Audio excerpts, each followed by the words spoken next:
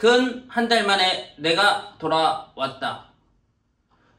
조카 아니야. 한석원 쌤 짤 몰라? 인터넷 강의계의 유명한 전설 한석원 쌤 짤. 안녕하세요. 여러분들이 성서를 읽는 그날까지 여러분들에게 도움이 되고 싶어하는 신앙 유튜버 미망이 여러분들께 인사드렸습니다. 오늘 제가 이렇게 카메라를 켜고 인사를 드린 이유는 바로 저의 신학 강좌 하나를 소개해드리고 싶어서 여러분들께 인사를 드리게 되었습니다.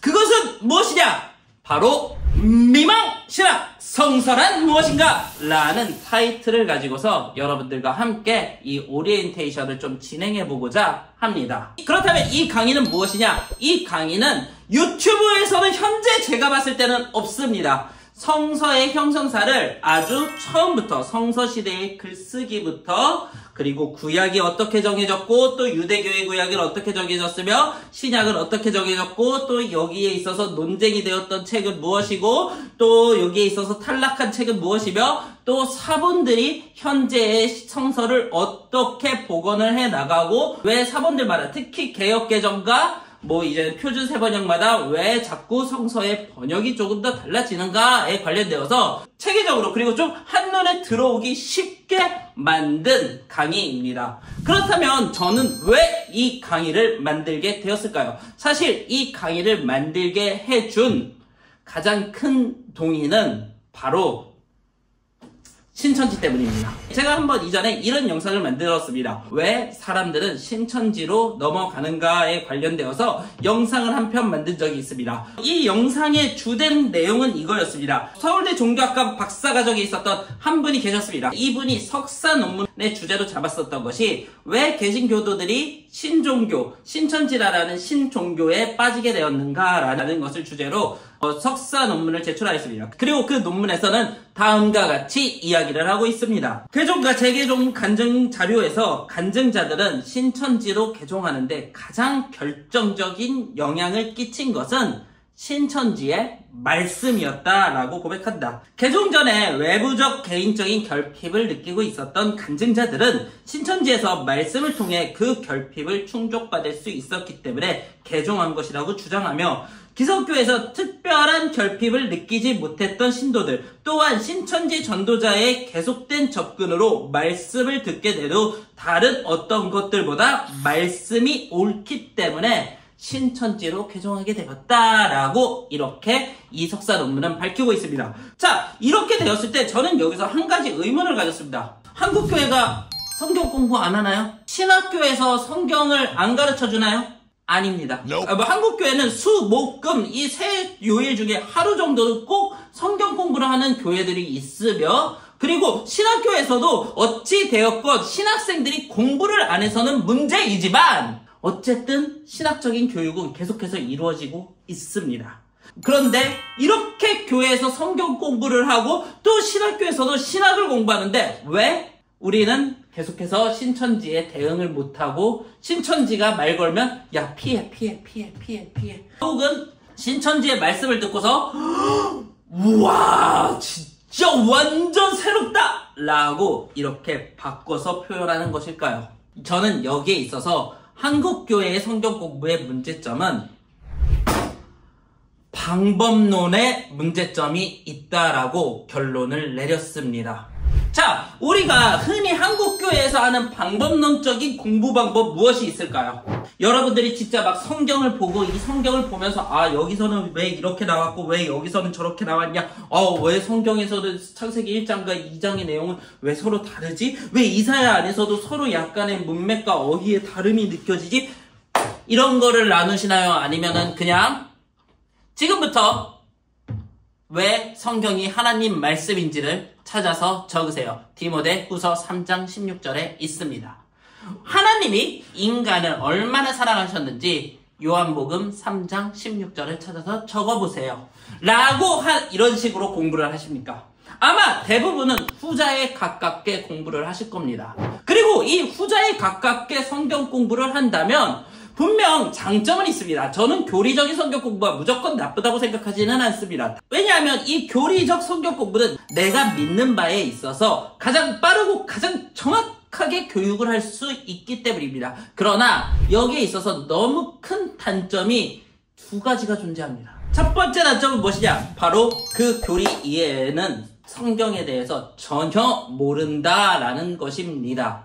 예를 들어 내가 예정론에 입각한 성경 공부 교재를 가지고서 예정론에 대해서 공부를 했다고 칩시다. 그리고 이 예정론을 근거하는 성경 구절로서 에베소서 1장 4절을 제가 배웠다라고 이렇게 가정을 해보겠습니다. 그런데 성경 곳곳에서는 에베소서 1장 4절과 반대되게 또 예정론과 반대되는 예수 그리스도께서 특별하게 예정된 사람만을 위하여 돌아가신 것이 아니라 모든 이들을 위하여, 인류에 있는 모든 이들을 위하여 돌아가셨다라는 그 구절을 볼 때 이 예정론 교리만 배운 사람들은 헷갈리기 시작한다라는 것입니다. 나는 성경에서 이렇게 배웠는데 왜 성경을 실제로 보니까 이런 내용이 나오지? 나 성경에서 이 내용 안 배웠는데 성경은 하나님의 영감으로 된 문서이고 성경의 저자들이 다 하나님의 영감으로 지었다고 하는데 왜 성경에서는 앞뒤가 안 맞지?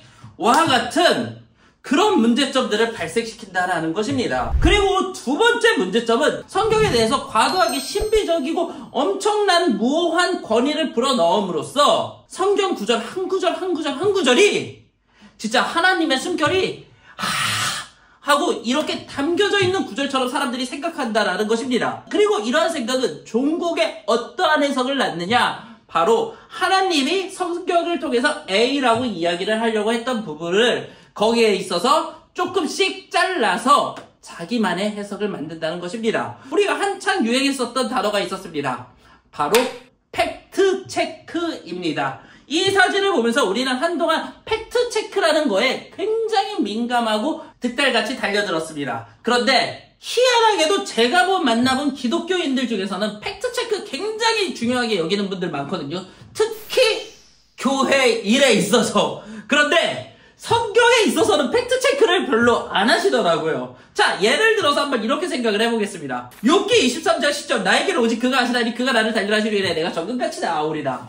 이거 개역개정으로 보면은 욥이 진짜 고통 중에서 하나님 내 진짜 너무 힘들지만 나를 단련하신 후에 내가 정금같이 나아오리라 이런 거라고 생각을 하잖아요. 그런데 표준 세번역에서는 이러한 해석의 경향이 너무 강하다 보니까 조금 더 약간 좀 이 해석을 완화해서 이야기를 하고 있습니다. 그리고 이 욥기 23장 10절의 전반적인 내용은 욥기 23장을 통해서 살펴보면 이것도 제가 영상으로 만들어 놨습니다. 욥이 하나님 나는 너무 떳떳한데 나는 무죄입니다. 하나님 나를 시험해 보십시오. 그러면 내가 정금같이 순수하게 불순물 0.1도 안 되는 대한민국에 나와 지금 고공행진하는 금값처럼 저는 순금처럼 나올 것입니다. 라는 약간 좀 하나님에게 비아냥하는 구절이거든요. 그런데 우리는 이 문맥을 살펴보지 않고 그냥 요 내용 딱 하나 따고 저 내용 딱 하나 따서 그렇게 성경을 해석을 하게 됩니다. 그리고 이 해석이 정말 극단적으로 그리고 악하게 갔을 때는 신천지와 같은 그런 이단들의 해석들처럼 성경의 몇 구절, 성경에 여기 A에는 여기에 이렇게 나왔고 여기에는 여기에 이렇게 나왔고 저기 나왔고 저렇게 이렇게 나왔다라고 하면서 사람들을 현혹하게 됩니다. 그래서 저는 이에 대한 대안으로 성경이란 무엇인가, 성경은 어떤 책인가에 관련되어서 여러분들께 체계적으로 설명하는 강의 영상을 만들어 보고자 합니다. 그리고 이 강의는 이렇게 진행될 것입니다. 첫째, 성서시대의 글쓰기에 관련되어서 먼저 말씀드리겠습니다. 성서시대의 글쓰기는 현대 우리 시대의 글쓰기와 매우 다릅니다. 그리고 그 글쓰기가 현재 우리에게 어떻게 영향을 주었는지, 그리고 성서를 해석할 때 우리는 이 저자들의 글쓰기 방식에 맞춰서 어떻게 해석해야 되는지에 대해서 잠시나마 나눠보겠습니다. 그리고 이어서 두 번째로는 구약성서 정경화 과정을 다루도록 하겠습니다. 에스라 시기부터 신약 시기까지 유대인들은 어떠한 책들을 성경으로 받아들였고 왜 사도 바울이 바리새파와 사두개파의 차이를 이야기한 것처럼 왜 그들에게 있어서 구약성서가 통일이 안 되어 있었는지에 관련되어서 말씀을 드리겠습니다. 그리고 이어서 유대교인들이 이 초대 그리스도교인들의 운동으로 인해서 자신들만의 성서를 어떻게 다시 재구성했는지를 말씀드리면서 유대교만의 성서 해석 방식과 그리스도교인들만의 성서 해석 방식을 비교해서 설명해 드리도록 하겠습니다. 세 번째는 바로 신약의 정경화 과정입니다. 신약 또한 구약의 정경화 과정처럼 나름의 복잡하고 나름의 좀 정치적인 변수와 정치적인 원인들이 있었습니다. 그리고 이 정치적인 변수와 정치적인 원인들은 어떻게 작용을 하고 어떻게 현재 우리가 가지고 있는 신약성서 목록 27권이 되었는지에 대해서 말씀을 드리도록 하겠습니다. 그리고 마지막으로 이렇게 고대인들이 복원해내고 고대인들이 찍어내고 고대인들이 이렇게 인준을 땅땅땅 친 이 성경 짭 아니냐? 이거 인간들이 만든 거 아니냐? 라는 그러한 의문을 해소하기 위해서 현대 사본학자들이 어떠한 방식으로 성서를 다시 원문에 가깝게 복원해 나가는지에 대해서도 말씀드리면서 우리가 성서를 어떻게 바라보고 또 성서 해석을 어떻게 해야 하는지에 관련되어서 총체적으로 이 강의를 통해서 여러분들께 말씀드리고 싶습니다. 난이도는 굉장히 쉬울 겁니다. 어려운 신학적인 용어 절대 안 쓸 거고요. 그리고 항상 제 채널의 기준에 맞듯이 신학을 거의 공부하지 않으시거나 아니면은 그냥 신학에 관심이 조금 있으시거나 아니면 신학교에 다니지만 이름만 신학교에 다녀요. 나 신학 공부 안 했어요.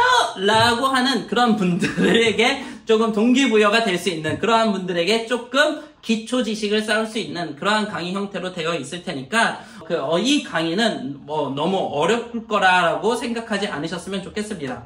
그리고 끝으로 이 강의는 누가 들어야 되냐? 성서를 읽고자 하는 모든 기독교인들이라면 이 강의를 들으셔야 된다고 생각합니다. 왜냐하면 여러분들이 성서를 읽으려고 할 때 성서가 무엇인지에 대해서 여러분들이 모른다면 여러분 그게 말이 되는 겁니까? 아니 내가 성서가 하나님 말씀이라는 그 단순한 구조를 가지고서 성서를 읽었고 그리고 그 단순한 구조를 가지고서 성경 교육을 했는데 이단에 대해서 내가 대처를 하나도 못한다면 여러분들이 막 갑자기 신학교에 다니는 교수님들처럼 막 성경을 막 엄청 잘 해석하거나 아니면 신천지가 막 다가오면은 막 신천지를 말로 조질 수 있는 그러한 능력은 없을 수도 있어요. 다만 이 강의를 보기 전과 보고 나서 여러분들이 성서를 바라볼 때의 시각이나 아니면 여러분들이 성서에 가지고 있는 의문들의 절반은 해결될 수 있을 거라고 믿습니다. 그리고 이 목표를 위해서 지금까지 성경 정경화에 관련된 책, 성경론에 관련된 책, 그리고 사본학에 관련된 책들을 살펴보았습니다. 이제 제가 한번 여러분들께 최대한 쉬운 언어로 여러분들과 소통을 하면서 나아가 보도록 하겠습니다. 저 미망이가 레전드 강사가 될 수 있도록 좋아요와 구독 눌러주시고 이 강의 많이 기대해주세요. 그러면 여러분 감사합니다. 여러분들이 성서를 읽을 수 있는 그날까지. 야, 끝나기 전에 이거 하나만 물어보자. 주변 사람들 중에 혹시 신천지 있었어? 나는 내가 2006년쯤에 신천지라는 집단을 MBC PD수첩을 통해서 알았어. 이게 2006년인가 2008년인가는 좀 기억이 잘 안 나. 근데 나는 아직까지 내가 오프라인을 대상으로 뭐 온라인에는 가끔 댓글을 달기는 하지. 근데 내가 그 댓글을 지워놓기는 하는데 내가 오프라인으로는 신천지를 만나본 적이 없어. 온라인 애들은 모르는 오프라인만의 꿀팁을 알려줄게. 야, 어떻게 하면 신천지가 학을 떼고 건들지를 않을까? 첫째, 의심이 많아야 돼. 하나님에 대한 의심 말고 사람에 대한 의심. 그러니까 나는 그런 생각했어.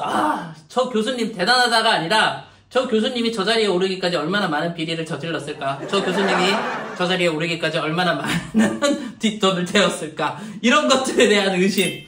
목사님에 대해서 의심하지 마, 임마! 감리교 교육국 사랑합니다. 그리고 두 번째로는 집단에 대한 자부심도 없으면 돼. 자부심도 없었어. 그러니까 내가 침례교단이잖아. 그럼 침례교만의 이 뜨거운 자부심, 뜨거운 열정! 침례교도의 말씀을 통한 열정! 그리고 뭐 감리교회에 왔으면은 존 웨슬리의 영성! 없어! 그냥 다 흠 많고 탈 많고 장점과 단점이 있는 사람들의 모임이라고 생각하고 한국교회 같은 경우에 케이스 바이 케이스야. 그래서 그런 거에 대한 게 없으면 또 신천지가 안 건드려. 그리고 마지막으로 이게 진짜 이거는 영업 기밀인데 이거 알려줄게. 내가 진짜 이거 진짜 큰일, 진짜 크게 마음먹고 알려준다. 교회에 대한 열심이 없으면은 신천지가 잘 안 건드려. 근데 이게 교회 열정적인 친구들을 같이 있는 말이야. 요런 거 삐뚤어져 있으면 못 참아. 요게 색깔이 이 약간 좀 누렇게 떴거든? 이 누렇게 뜬 것도 못 참아. 이게 네모 시계로 바꾸자고 하는 사람들도 있고, 이제 더 이쁘게 하기 위해서 세모로 바꿔야 된다는 사람들도 있고, 전자로 바꿔야 된다는 사람들도 있는데, 나 그런 거 토론할 때 이게 한 2시간 3시간 걸리거든? 나 그런 거 토론할 때 전혀 끼어들지도 않고 그냥 마음 편하신 대로 하세요 라고 해. 야, 뭐 시계 이거 있는 게 뭐 그게 뭐 그렇게 중요하냐. 그냥 시계는 시간만 잘 가면 되고 시간만 잘 맞추면 되고, 그리고 요즘 사람들 다 핸드폰으로 시계 보는데, 어쨌든 약간 교회에 대해서 너무 크게 충성하거나 크게 열심히 없으면 신천지도 건들지 않아. 그러니까 물론 뭐 이 세 개 중에 하나만 있으면 또 건들 수도 있겠지만, 이 세 개가 하나의 삼위일체를 만들어서 굉장히 회색빛적인 그러한 시각으로 그냥 개인적으로 열심히 성경 공부하고 그 교회 일에는 적당히 참석하고 그러면 신천지가 아니라 신천지 할아버지도 안 건든다. 요게 오늘의 쿠키 영상이야. 야, 요거는 너희들만 아는 꿀팁으로 가져가. 알았지? 안녕.